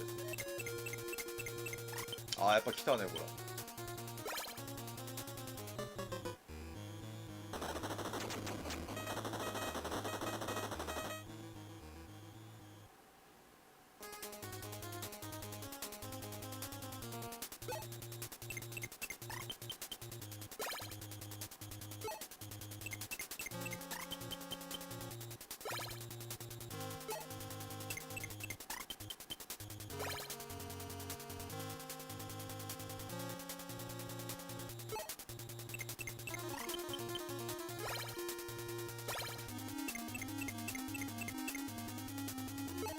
対空ミサイル来ましたね。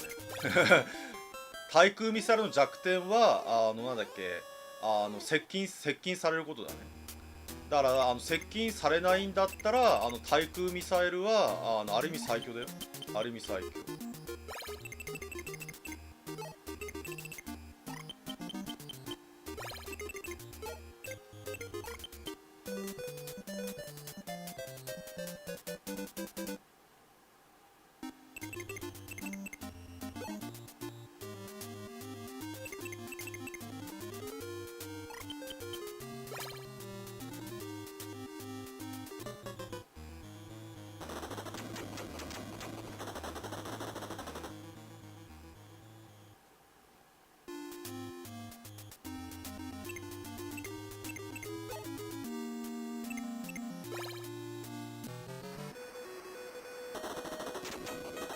IP 残っちゃっ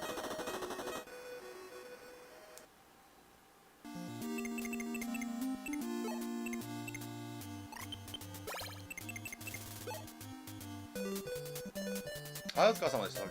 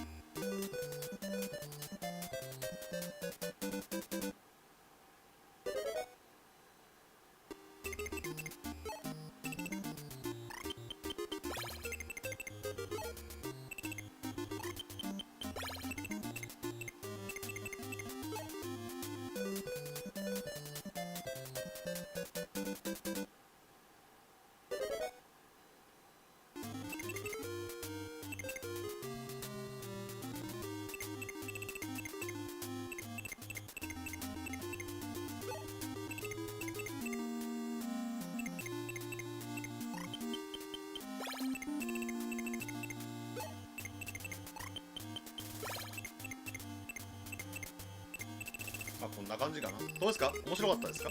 これが航空マップですね。まあこのマップはちょっと難しいよ。このマップはね、マジでね、あと3、4時間かかるよ。間違いなく。泥仕合になるから。これ、ほら、下ろせる兵力が、なんだっけ、歩兵と、なんだっけ、歩兵しか下ろせないから、爆撃作んなくちゃいけないじゃん、爆撃。かかる。このマップはかかるよ。めっちゃかかる。時間めっちゃかかる。ほら、第一繋がってるんだったらそうでもないんだけど、なんだっけ、繋がってないとね、それが変わりますね。面白かったですか？今日はファミコンウォーズをね、やっていただきたいってことで、なんだっけ、竹の子さんのね、ご要望でやってみました。面白かったですか？もし何かやってほしいゲームあった場合にはね、よかったらぜひ、ご要望をあげてください。持ってるゲームでしたらね、簡単にできますんでね。ゲームソートは1200本ぐらいありますんで、なんだっけ、何かやってほしいってゲームあったら、持ってればやります。持ってれば。持ってないのはできないけど。なんだっけ、あと、新作のゲームとか、やっといたって言ってくださいね。あと、よかったら、なんだっけ、チャンネル登録、ぜひお願いいたします。あと、生放送の高評価、いいねボタンね、よかったらお願いいたします。あと、よかったら、なんだっけ、生放送でコメントする人は、よかったら動画の方にもコメントしてくださいね。解説動画いっぱい投稿してますんで、よかったら解説動画の方にも、よかったらコメントしてください。星野さん、よかったら動画にコメントしてね。前コメントしてくれてたんだけどね、星野さんいっぱい。よろしくお願いいたします。では、終わりたいと思います。長々とお付き合いありがとうございました。よかったらね、また、明日の生配信も、明日はあれかな？明日が今日か。今日はメンバー限定の、あれだね、アニメ同時視聴ですね、今日は。今日はメンバー限定でアニメの同時視聴になるのかな？まあそんな感じだと思う。あ、それは明日か。まあ今日でもいいんだけどね。まあどっちでもいいんですけど。はい、じゃあ終わりたいと思います。はい、皆さんお疲れ様でした。はい、お疲れ様でした。ごめんなさい。最後に中断画面見て終わりましょうか。中断画面。じゃあ中断画面を出して終わりたいと思います。セーブ。はい。じゃあ終わりたいと思います。はい、皆さんお疲れ様でした。